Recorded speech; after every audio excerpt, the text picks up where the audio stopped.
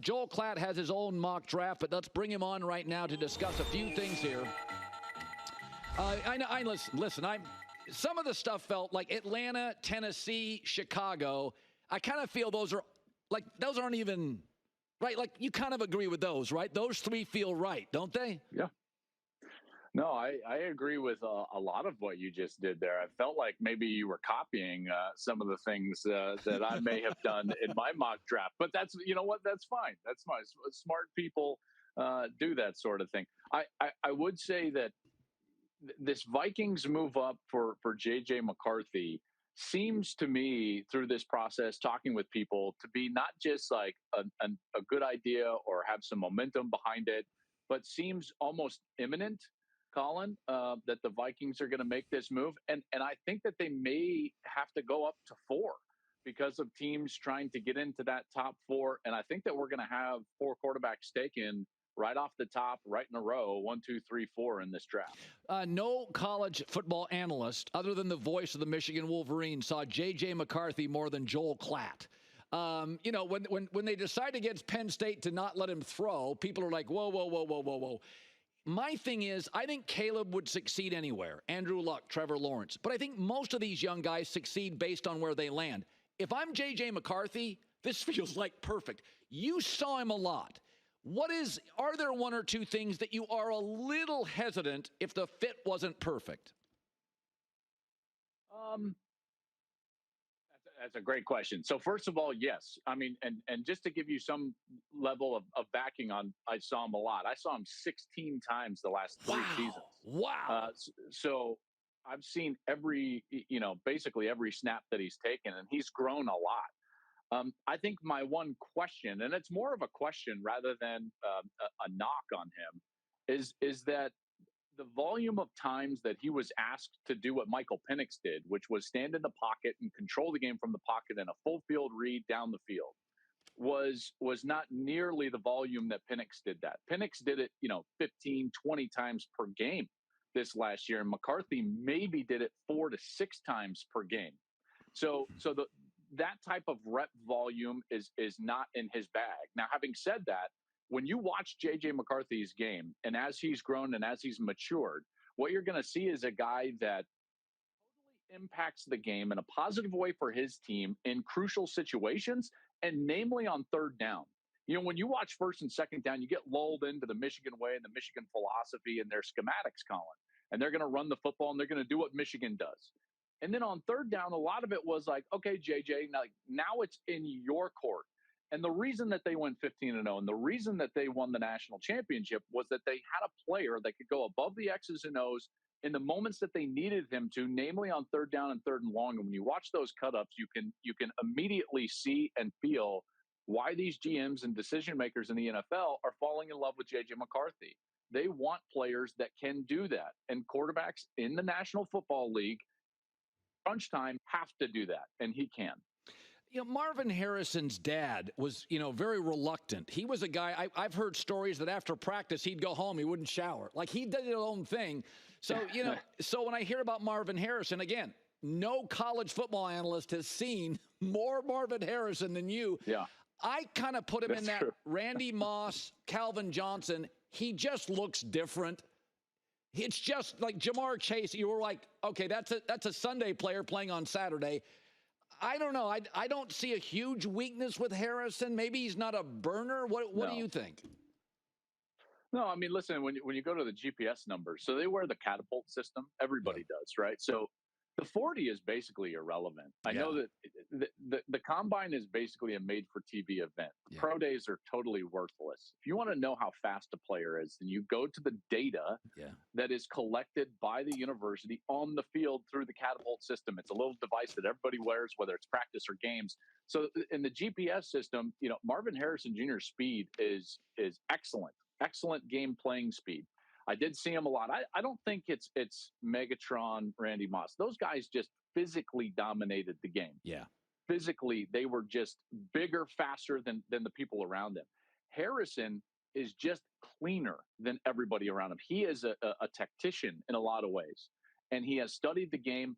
And talking with Brian Hartline a lot, who's the best wide receiver coach in college football and probably will be a great, NFL coach at some point.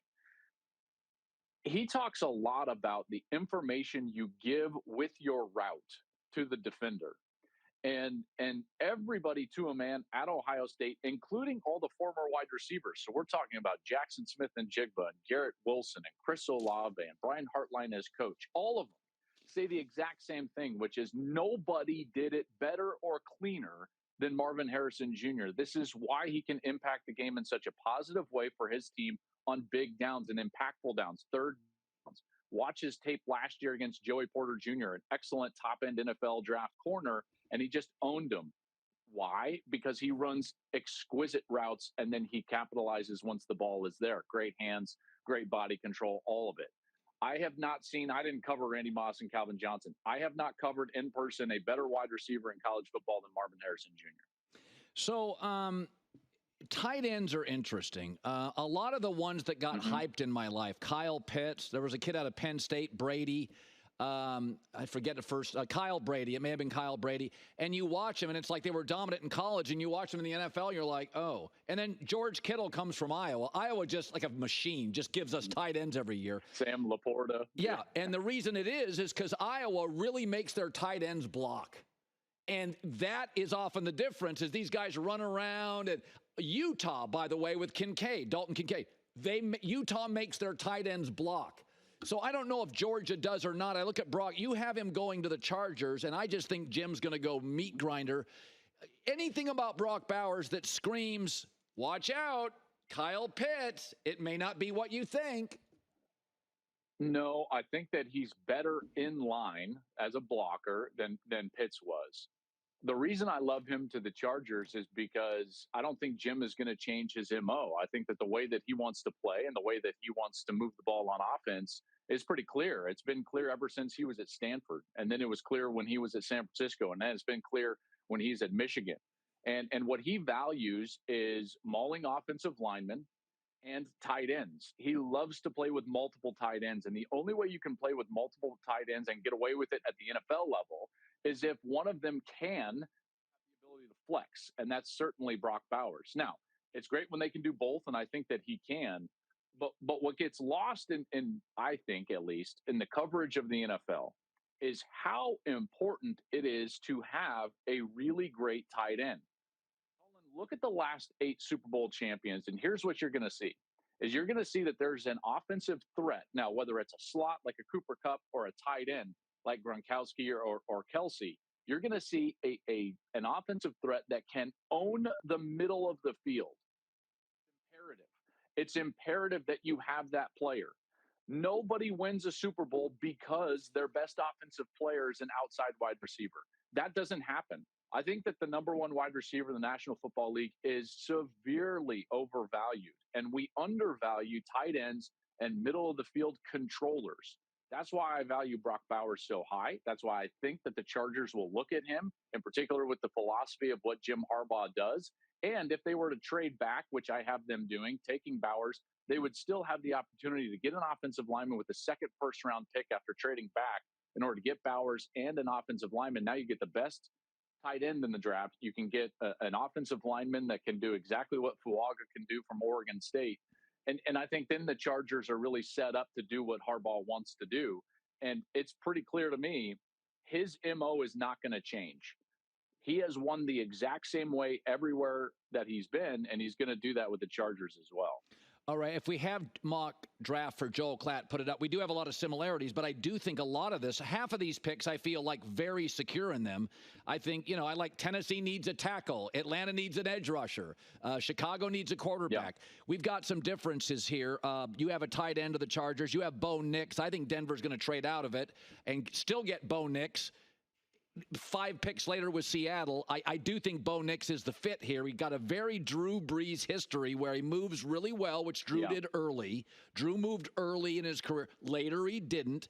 But I think we're mostly onto this stuff. I will tell you, the Caleb Williams stuff, apparently he had fingernail polish and a pink phone at a women's basketball game, and the internet imploded. And I said,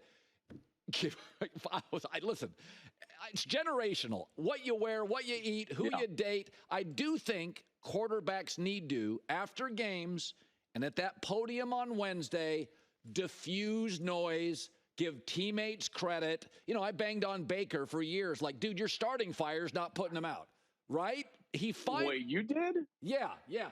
People have suggested I did. No, you didn't. But he did get better at it. So you're fine with the fingernail polish and the pink phone, but the backwards hat is a bridge too far. Way too far, but it doesn't, all the other stuff doesn't bother. Does it bother you? No, it doesn't. I mean, it's today's version of Joe Namath's white shoes and fur coat. That's what it is, right? I mean, yeah. So it doesn't bother me. And when you actually listen to Caleb, you know, people love to draw conclusions based on you know, whether it's him with his family when he was getting emotional after a game or his fingernail polish or whatever it is. When you actually listen to him in interviews, you get a guy that is much more grounded and team oriented than you perceive from the outside. To your point about diffusing on Wednesday, diffusing from the podium. Caleb, evaluating Caleb. Let's just break it out like this. And you're not doing the intangibles like leadership and everything. And I'm just like creating an on-field evaluation. You're evaluating, you know, how does he deal with the schematics of the game in his mind?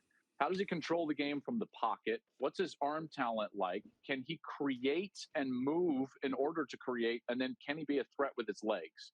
Those are really the five quarterback traits that I'm looking at when evaluating guys. He is the only guy in the 10 years that I've been covering the NFL draft that I have given an elite grade in all five categories. Nobody gets an elite grade in all five categories. So all this talk about like, well, why is Caleb Williams such a great prospect? That's why, because he can do every single thing on the field and he can do it at an elite level. Controlling the game from the pocket, his arm talent, creating outside, his schematic knowledge of the game, where to go with the football, his threat with his legs. This is why he's going to go number one. This is why we have all been salivating for a year and a half about this player entering the National Football League. If Patrick Mahomes is the best player on the face of the planet, and we know what he was in college, this, at this time in college, is a better version of that type of a player.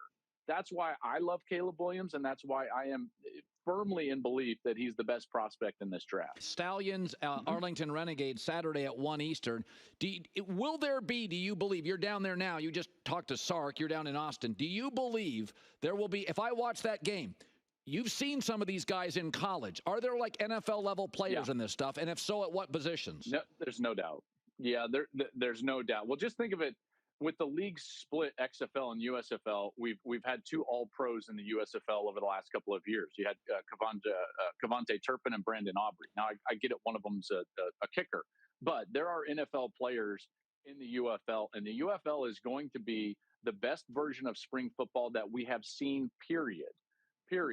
And the reason is because these two leagues with 16 teams coming down to 8 teams and merging together, it is condensing the talent, which means we're going to have a better crop of offensive linemen overall, and we're going to have a better crop of quarterbacks overall. And that's actually where I see some of these guys getting NFL chances, is at the quarterback position.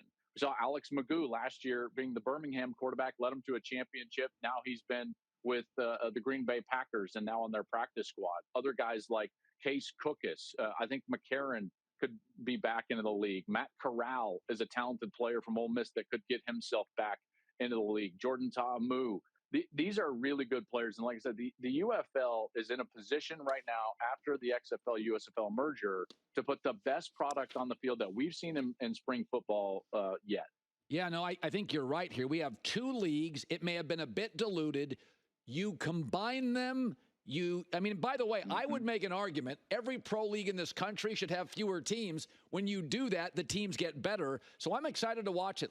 I watched last year, and I said, you're not going to find necessarily offensive linemen here.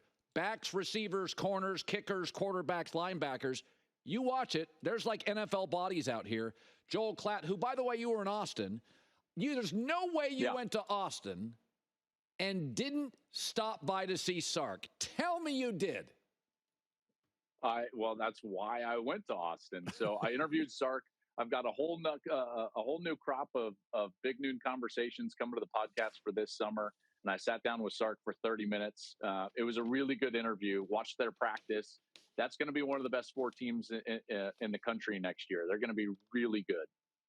Did he say he misses me? I used to see him occasionally. Oddly, he didn't mention you, but I think it was just an oversight. I'm sure it was just an oversight. By the way, I did not rip off your mock draft, but I do think we think alike. No, that's fine. No, that's an indictment. If I'm hearing that, that's an indictment. You might think of it as a compliment, but that's fine.